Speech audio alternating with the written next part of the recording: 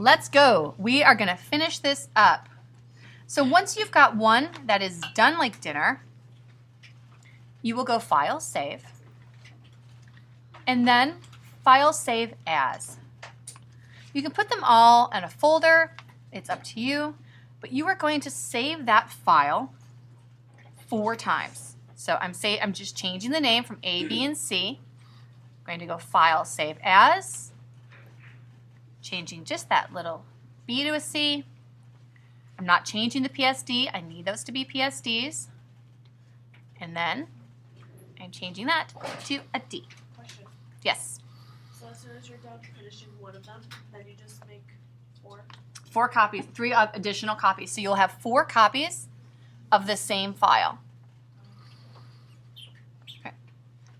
Let me show you. You'll have all of these guys and that guy. And they're all exactly the same.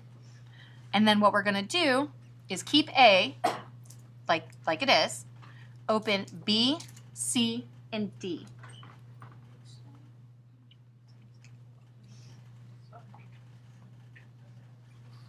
Okay, now this is where it gets super fun and super easy.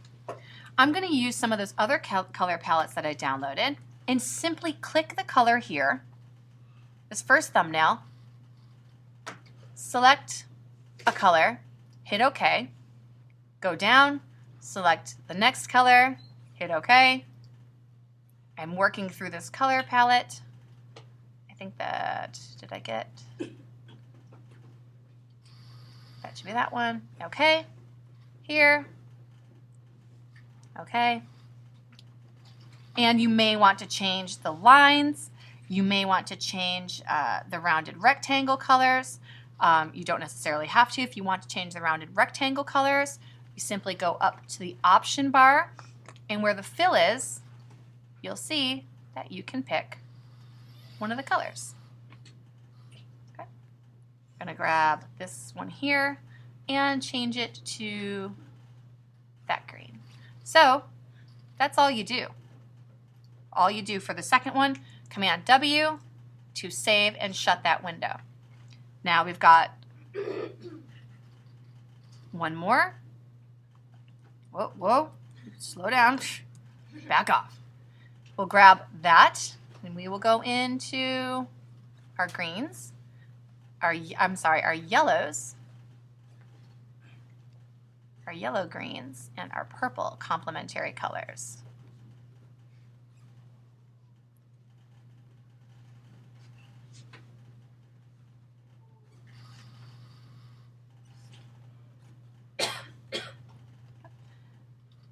And again, you may want to change this a little bit. That's up to you whether or not you want to change your lines. I think there's something to keeping the consistency. Oh, I forgot to change the background. Oh yeah, that looks good. Save it. I got to open back up the second one because I forgot to change the background color. So let's go back in here for a second. Got B, C, and D. So C I already changed, but I forgot to change the background. And I'm gonna go with this color because that color's cool. Shut that down. So now I have 3 that are different. That one is different too. So we can zoom in here for a second.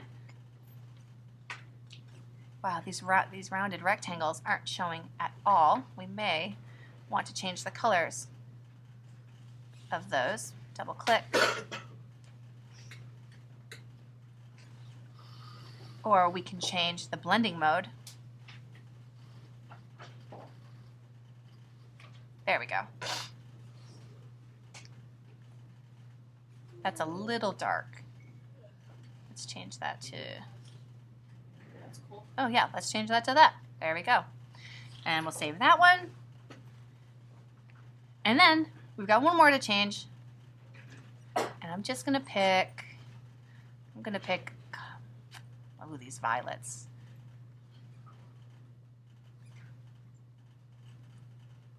So I would have the swatches, and again, if you want to try complementary colors, have them already picked out so you can just grab them really quickly.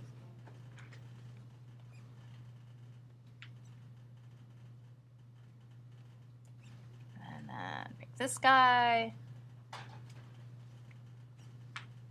Oh, wrong, sorry. This guy here. That's adorable. You're never going to not sell me on something that's pink. I like how when you did like paint it over it, it almost looks like the shadow. Mm-hmm. That's Yeah. cool. I have a lot of fun with these. So I'm going to hit W, shut them down, and show you what I have on my desktop. All right. On my desktop, I have A, B, C, and D. So then next step is to open all of those again and save a copy as a JPEG, because we're going to combine them, and it's easier to combine them when they are flat, but I need to see your layers.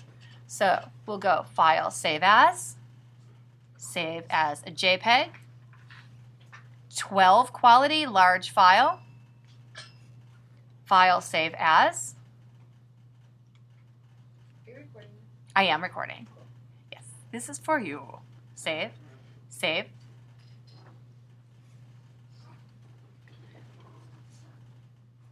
This will be due next Thursday. I'll probably give you about an hour at the beginning of class to finish and make any last minute changes. And then we start exercise 4. Wednesday, right? I mean Wednesday. Yeah. Wednesday's better for me. Is that better for you? Yeah. Okay. Sunday was the So now you see we've got JPEGs and PSDs. And if you want, you can put these all in one folder and call it last name _ pop art. Then I'm going to go to Photoshop, File, New. And if they were square, if you crop them to square, this is really easy.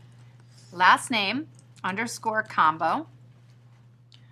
And let's make it, say, 8 by 8 at 200. 8 inches by 8 inches, resolution 200. And now this is super important that it's done this way. File, place, go in, get your JPEG, place it. Do not resize it, just hit return.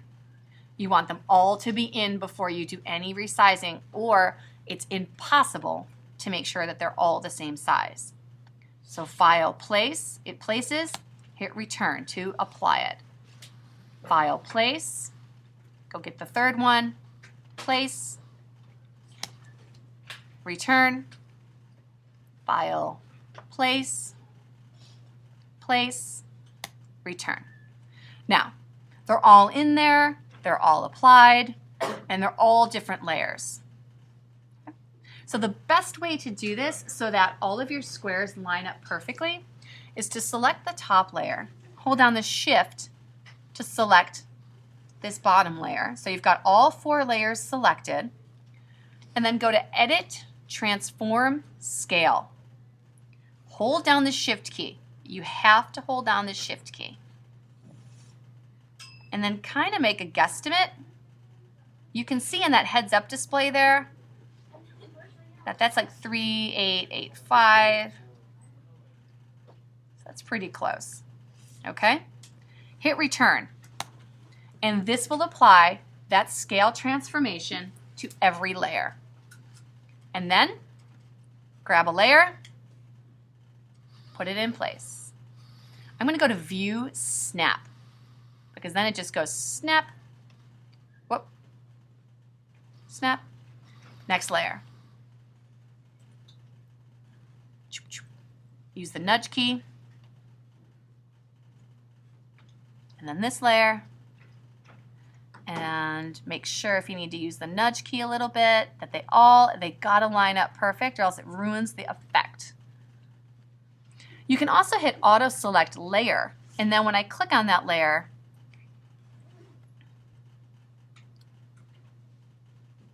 there we go. Now I'm going to hit the crop tool real quick to just bring that in. hit return.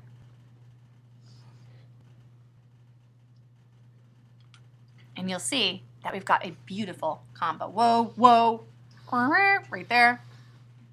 Nudge it with the I arrows. have a question. Yes, ma'am. If you use the rulers, the guides, would it snap to those so they line up perfectly? You could bring a guide in, yeah, absolutely, and then kind of snap it to it. Absolutely. There's a many ways of doing this. This to me seems to be the most intuitive way. And then you're working again with what you know, which is different layers. You're just simply file placing them. But the key to get them all the same so that they line up is to hold them all down at once, select all of the layers by holding down the shift key, and then going to file, transform, scale. And when you do that, you've got to grab it from the corner and hold on the shift key. Okay? And then you just will save this as a PSD. There you go. File save. PSD. Perfect. Now, if you're like, hey, you know, Andy Warhol did some in 8. He did some in 6. He did, you know, some in 11. Or 11, probably not, but 12. You can do as many as you want. It's kind of fun. And they can change you could have them be pink and they could go in the rainbow, that you can do so many different things with this. So I would love you to be kind of inventive. Make sure to use cooler and maybe try complementary colors. You can also do split complementary colors. Think about some of the stuff that we did in our color lecture today, and I'll put that color lecture on the server. So if we go to browse and let's see, you could actually also, if you wanted to, pick one color. So that's your color right there, dark violet magenta. And then open that up and change that color just a little bit by sliding it up and down. Or this way, if you hold the shift down, I'm sorry, you don't have to hold the shift down. That will keep it the same color. Just add gray to it, right? Or white to it. So you're not actually changing the color. You are just changing the tint. The tint of a color is by adding white. The shade of a color is adding black. So I say play around with this. Or you can go to color libraries and you could also find some cool stuff in there. Okay? All right. There you go.